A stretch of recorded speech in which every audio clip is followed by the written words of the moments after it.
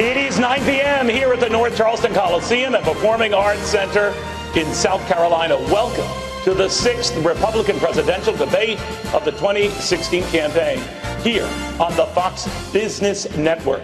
I'm Neil Cavuto alongside my friend and co-moderator, Maria Bartiromo. Tonight, we are working with Facebook to ask the candidates the questions voters want answered. And according to Facebook, the U.S. election has dominated the global conversation, with 131 million people talking about the 2016 race. That makes it the #1 issue talked about on Facebook last year worldwide. Now, the 7 candidates on the stage tonight were selected based on their standing in 6 national polls, as well as polls in the early voting states of Iowa and New Hampshire. Those standings determining the position on the stage of the candidates tonight. And here they are. Businessman Donald Trump.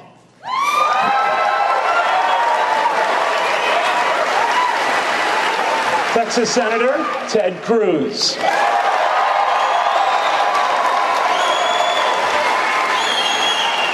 Florida Senator Marco Rubio.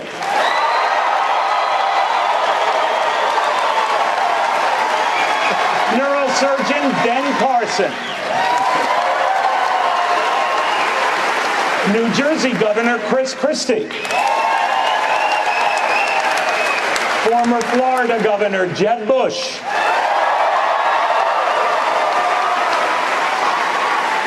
And Ohio Governor John Kasich. Tonight's rules are simple. Up to 90 seconds for each answer, 1 minute for each follow-up response. And if a candidate goes over the allotted time, you'll hear this. So let's get started. Candidates. Jobs and growth, 2 of the biggest issues facing the country right now. In his State of the Union address earlier this week, the president said, quote, "We have the strongest, most durable economy in the world. And according to our Facebook research, jobs is one of the biggest issues resonating across the country, including here in South Carolina. The president is touting 14 million new jobs and an unemployment rate cut in half. The president says that anyone who claims America's economy is in decline is peddling fiction. Senator Cruz, what do you see that he doesn't?" Well, Maria, thank you for that question, and let me say thank you to the state of South Carolina for welcoming us. Let me start. I want to get to the substance of the question on jobs, but I want to start with something. Today, many of us picked up our newspapers, and we were horrified to see the sight of 10 American sailors on their knees with their hands on their head. In that State of the Union, President Obama didn't so much as mention the 10 sailors that had been captured by Iran. President Obama is preparing to send $100 billion or more to the Ayatollah Khamenei. And I'll tell you, it was heartbreaking. But the good news is the next commander-in-chief is standing on this stage.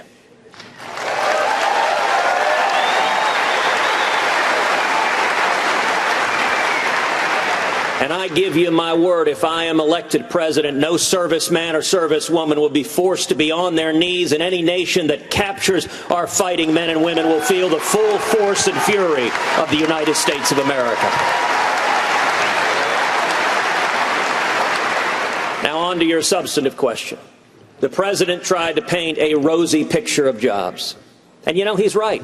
If you're a Washington lobbyist, if you make your money in and around Washington, things are doing great.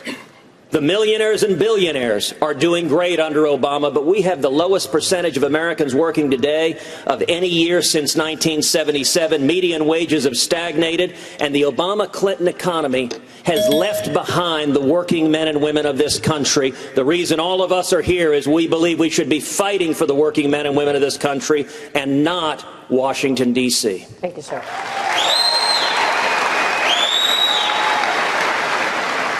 Governor Kasich, we are not even 2 weeks into this stock trading year, but think about it, investors have already lost $1.6 trillion in market value. That makes it the worst start to a new year ever. Many worry that things could get even worse and that banks and financial stocks are particularly vulnerable. Now, if this escalates like it did back when Barack Obama first assumed the presidency, what actions would you take if the same thing happens all over again, just as, in this example, you are taking over the presidency? Well, look, it takes three things, basically, to grow jobs. And I've done it when I was in Washington, when we had a balanced budget, had 4 years of balanced budgets, paid down $500 billion of debt, and our economy was growing like crazy. It's the same thing that I did in Ohio. It's a simple formula. Common sense regulations, which is why I think we should freeze all federal regulations for 1 year, except for health and safety. It requires tax cuts, because that sends a message to the job creators that things are headed the right way. And if you cut taxes for corporations and you cut taxes for individuals, you're going to make things move, particularly the corporate tax, which is the highest, of course, in the world. But in addition to that, we have to have fiscal discipline. We have to show that we can march to a balanced budget. And when you do that, when you're in a position of managing regulations, when you reduce taxes, and when you have fiscal discipline, you see the job creators begin to get very comfortable with the fact that they can invest. Right now, you have taxes that are too high. You have regulations. I mean, come on, they're affecting everybody here, particularly our small businesses. They're in a position where they're smothering people. And I mean, are you kidding me? We're nowhere close to a balanced budget or fiscal discipline. Those three things put together are going to get confidence to job creators, and you will begin to see wages rise. You will begin to see jobs created in a robust economy. And how do I know it? Because I've done it. I did it as the chairman of the Budget Committee, working with Senator Domenici, and I've done it in the state of Ohio as the chief executive. Our wages are growing faster than the national average. We're running surpluses, and we can take that message and that formula to Washington to lift every single American to a better life. Thank you, Governor. We know that recent global events have many people worried. Iran detaining American sailors, forcing them to apologize, North Korea and its nuclear ambitions, an aggressive China, and a Middle East that continues to deteriorate. Not to mention, ISIS is getting stronger. Governor Christie, sometimes it seems the world is on fire. Where and when should a president use military action to restore order? Well, Maria, I'm glad to have heard from you in the summary of that question about what's going on in the world, because on Tuesday night I watched Story Time with Barack Obama, and I got to tell you, it sounded like everything in the world was going amazing, you know? Fact is, there's a number of things that the next president's going to have to do to clean up this mess. The first thing is we have to strengthen our alliances around the world. And the best way to do that is to start talking to our allies again and having them be able to count on our word. Lots of people will say lots of different things about me in this campaign and others. But the one thing they've never said about me is that I'm misunderstood. And so when we talk to our allies and we give them our word in a Christie administration, they'll know we're going to keep it. Next, we have to talk to our adversaries. And we have to make sure they understand the limits of our patience. And this president, given what Ted said right at the beginning, he's absolutely right. It's absolutely disgraceful that Secretary Kerry and others said in their response to what's going on in Iran that this was a good thing. It showed how the relationship was getting better. The president doesn't understand, and by the way, neither does Secretary Clinton, and here's my warning to everybody out in the audience tonight.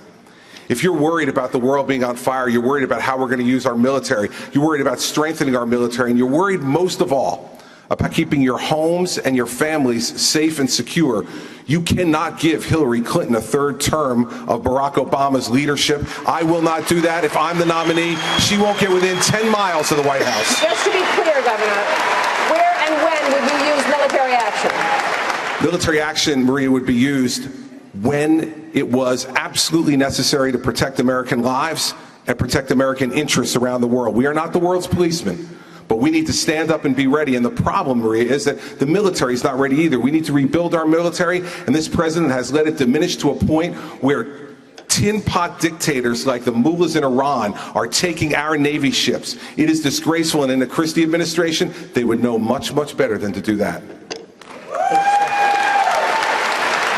Governor Bush, the president just told the nation 2 nights ago that America's back, and that the idea that our enemies are getting stronger or that this country is getting weaker, well, it's just rhetoric and hot air. Now, other Democrats go even further, sir, saying Republicans even suggesting such comments actually embolden our enemies. I guess they would include you. What do you say? Well, first of all, the idea that somehow we're better off today than the day that Barack Obama was inaugurated President of the United States is totally an alternative universe. The simple fact is that the world has been torn asunder. Think about it. With grandiose language, the president talks about red lines and nothing to follow it up, talks about ISIS being the JV team. They form a caliphate the size of Indiana with 35 to 40,000 battle-tested terrorists.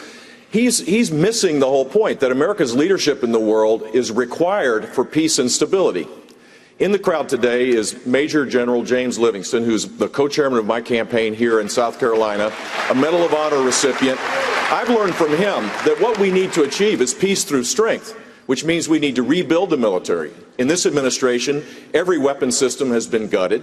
In this administration, the force levels are going down to a level where we can't even project force. Our friends no longer think we have their back, and our enemies no longer fear us. And we're in a much different position than we should be. And for the life of me, I have no understanding why the president thinks that everything is going well. Terrorism is on the run.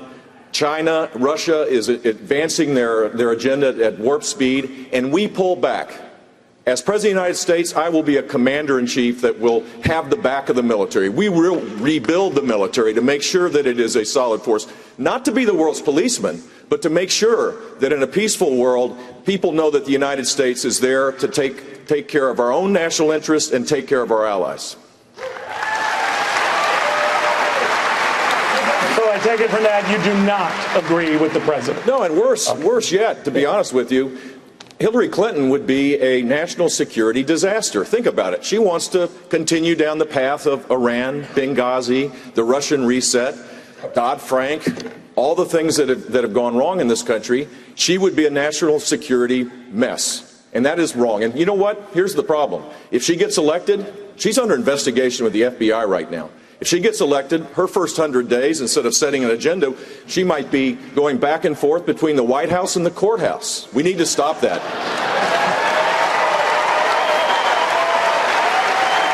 Senator Rubio, the president says that ISIS doesn't threaten our national existence like Germany or Japan did back in World War II, that the terror group is nothing more than twisted souls plotting attacks in their garages. But the House Homeland Security Committee recently said that over 1,000 ongoing investigations of homegrown extremism in 50 states. So how do you define the threat? Well, like Germany then, or dangerous nutcases now? Yeah, I would go, first of all, one step further in this description of Hillary Clinton. She wouldn't just be a disaster. Hillary Clinton is disqualified from being Commander-in-Chief of the United States. Someone who cannot handle intelligence information appropriately cannot be Commander-in-Chief, and someone who lies to the families of those 4 victims in Benghazi can never be President of the United States. Now, on the issue of Barack Obama does not believe that America is a great global power. Barack Obama believes that America is an arrogant global power that needs to be cut down to size. And that's how you get a foreign policy where we cut deals with our enemies like Iran. And we betray our allies like Israel, and we gut our military, and we go around the world like he has done on 10 separate occasions and apologized for America. He doesn't understand the threat in ISIS. He consistently underestimates it, but I do not. There is a war against ISIS, not just against ISIS, but against radical jihadist terrorists, and it is a war that either they win or we win. When I'm President of the United States, we are going to win this war on ISIS. The most powerful intelligence agency in the world is going to tell us where they are. The most powerful military in the world is going to destroy them. And if we capture any of them alive, they are getting a one-way ticket to Guantanamo Bay, Cuba, and we are going to find out everything they know.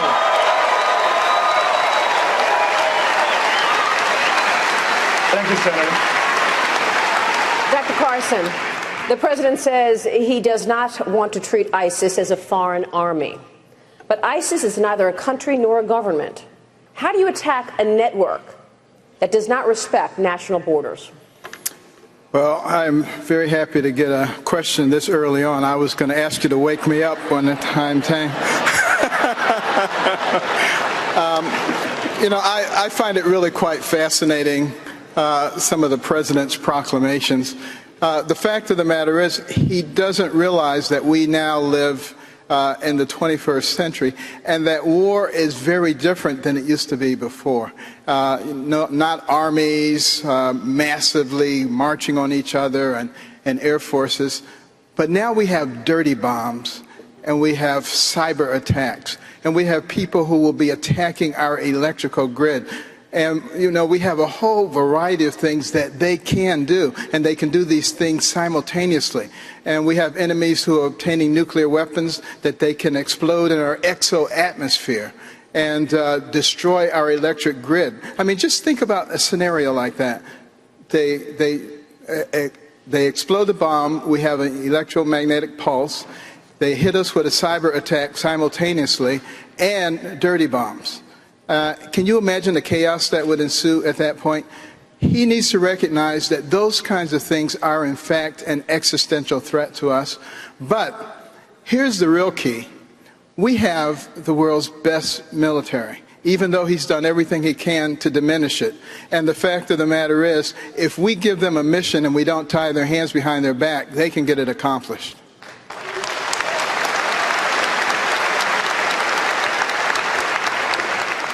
Mr. Trump, at the State of the Union, the President pointed to a guest who was a Syrian refugee, you might recall, whose wife and daughter and other family members were killed in an air attack.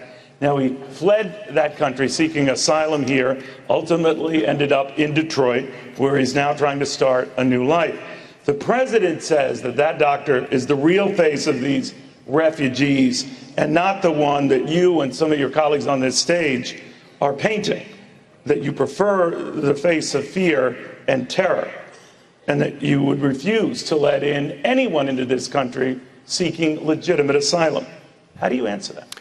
It's not fear and terror, it's reality. You just have to look today at Indonesia, bombings all over.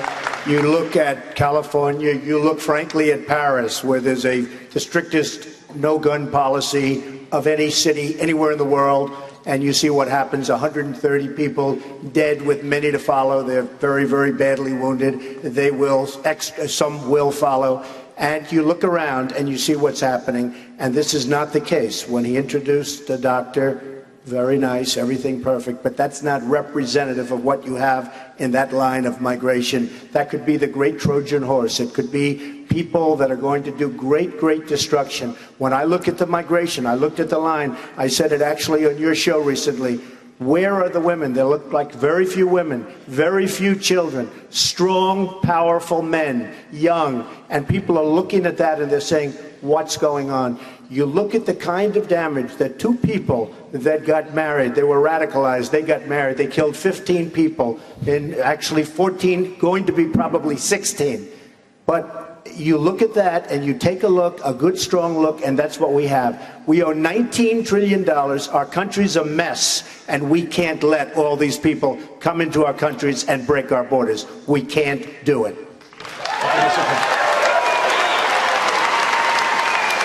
Senator Cruz, the New York Times is reporting that you failed to properly disclose $1 million in loans from Goldman Sachs and Citibank.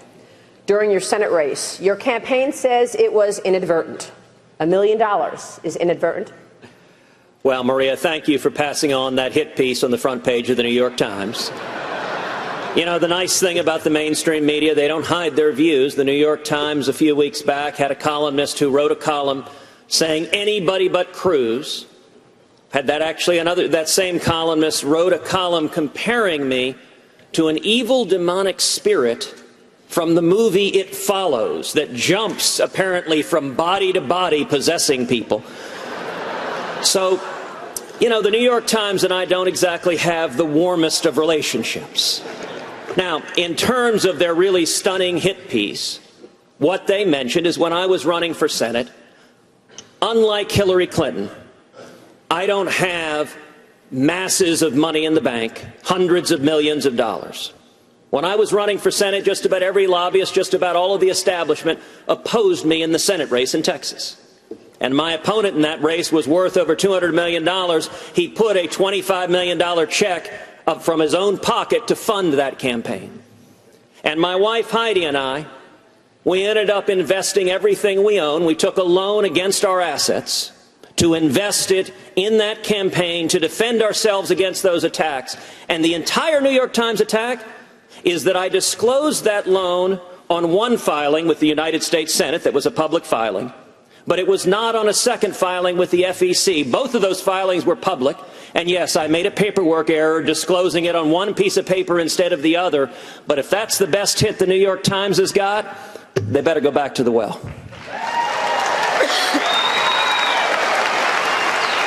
Thank you, sir. All right, well, we are just getting started here in South Carolina, and there is a lot to get to, including things like gun rights, the national debt, and the sometimes nasty war words between, well, a couple of these fellows up here.